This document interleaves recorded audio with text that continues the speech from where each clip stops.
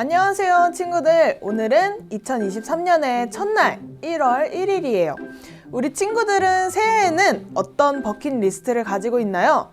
어떤 다짐을 하며 새해를 맞이했나요? 공부 열심히 하기, 성경 많이 읽기, 하나님 더 잘 믿기, 예배 잘 드리기, 또 부모님 말씀 잘 듣기 등 다짐한 마음들이 있을 거예요. 우리뿐만 아니라 사람들은 새해에 새로운 다짐들을 해요. 왜냐하면 새로운 해가 시작하면서 새로운 마음가짐으로 느슨했던 마음들을 다잡아서 새해를 잘 보내려고 하기 때문이에요. 우리 친구들은 어떤 새로운 마음을 가지고 시작하고 있나요? 하나님을 믿는 우리들이 가져야 할 마음에는 어떤 것들이 있을까요? 한번 오늘 말씀을 통해 알아보도록 해요.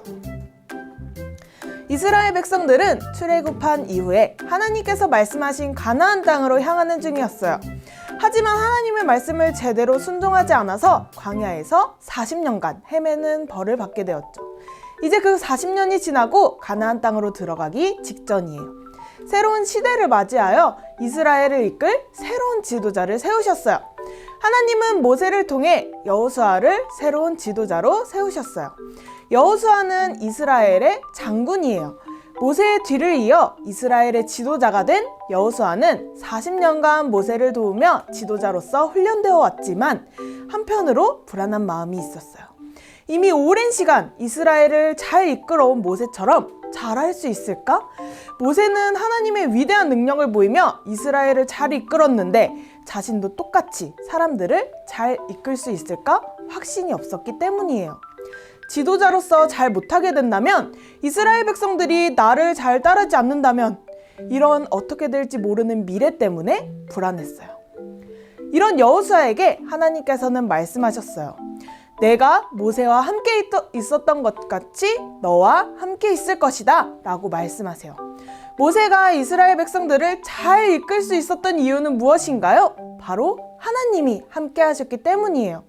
모세와 함께 하신 하나님께서 여호수아와도 함께 하신다고 약속하시면서 여호수아에게 용기를 주셨어요. 그리고 여호수아에게 강하고 담대하라고 말씀하셨어요. 하나님께서는 여호수아에게 알지 못하는 미래에 대한 불안함과 두려움을 하나님의 말씀으로 이겨내라고 하셨어요. 하나님께서 약속하신 것을 믿으면서 용기를 내라고 말씀하신 거예요. 이제 이스라엘과 여호수아는 요단강을 앞두고 있는 상황이었어요. 요단강만 건너면 가나안 땅으로 들어가는 거예요. 하나님께서는 법궤를 맨 제사장들이 먼저 강에 발을 내딛고 서 있으라고 하셨어요. 그러면 강물이 멈춰 설 것이라고 했어요. 제사장들은 말씀에 순종하여 법궤를 들고 강물을 먼저 밟았어요. 그랬더니 흐르던 물이 멈췄고 모든 이스라엘 백성들이 건널 때까지 강물 가운데 서 있었어요. 사실 요단강은 사람이 건널 만큼 깊지 않은 강이에요.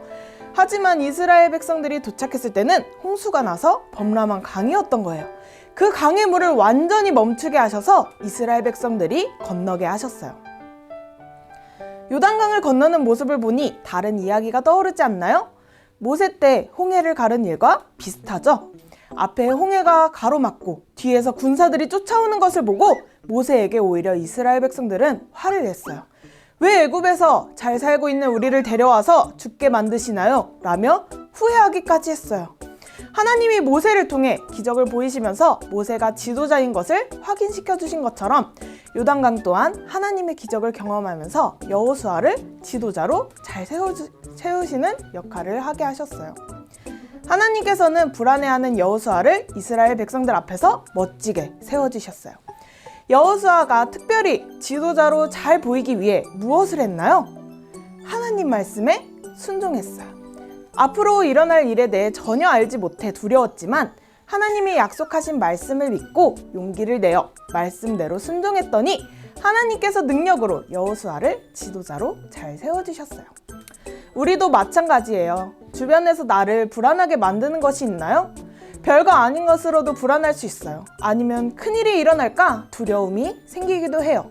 왜냐하면 우리는 앞으로 일어날 일에 대해 전혀 알지 못하기 때문이에요.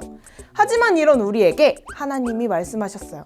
하나님의 말씀을 굳게 믿고 어떤 상황이 생겨도 말씀대로 살도록 용기를 가지라고 하셨어요. 그러면 하나님께서 모든 일에 형통하게 된다고 하셨어요. 모든 일이 하나님의 뜻대로 잘 되고 하나님의 복을 받는 것이 형통이라고 해요. 이스라엘이 전쟁에서 승리하기 위해 준비해야 할 것은 그 무엇보다 하나님 말씀에 순종하는 것이었어요. 우리도 말씀에 순종한다면 어떤 상황에서든지 불안한 마음을 용기로 이겨낼 수 있을 거예요. 여호수아에게 말씀하셨던 하나님께서 오늘 우리에게도 말씀하고 계세요. 여러분 혹시 앞으로 일어나지 않을 일에 대해 두려움이 있나요? 어떻게 될지 몰라서 불안할 때 우리는 어떻게 해야 하는지 말씀을 통해 배웠어요. 두려운 마음은 당장 없앨 수는 없지만 우리가 용기는 낼 수 있어요. 용기는 어디로부터 나오나요? 하나님의 말씀을 믿고 순종할 때 용기 있게 행동할 수 있어요. 여호수아가 두렵고 불안한 마음이 있었는데도 용기를 내어 행동으로 나타낼 수 있었던 이유는 하나님의 약속의 말씀이 있었기 때문이에요. 우리에게도 주어지는 그 약속의 말씀을 믿고 용기 내어 말씀대로 살아가는 모습을 나타내는 삶을 살아야 해요. 세상 사람들과 비교했을 때 더 많이 참아야 하고 더 많이 손해보는 것처럼 느껴진다고 해도 하나님이 절대 우리를 그렇게 내버려 두지 않으신다는 것을 기억하세요.